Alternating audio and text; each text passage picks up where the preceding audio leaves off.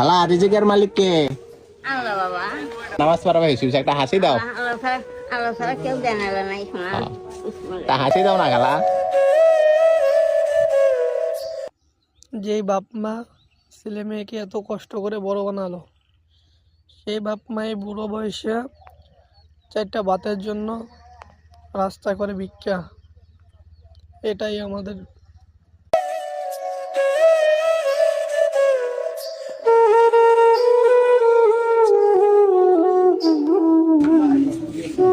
খালা রিজিকের মালিক কে? আল্লাহ বাবা। নামাজ পড়া হয়েছে, একটা হাসি দাও। আল্লাহ ছাড়া কেউ জানালা নাই শোনা। তা হাসি দাও না খালা। যেই বাপ মা ছেলে মেয়েকে এত কষ্ট করে বড় বানালো, সেই বাপ মাই বুড়ো বয়সে চারটা ভাতের জন্য রাস্তা করে ভিক্ষা। এটাই আমাদের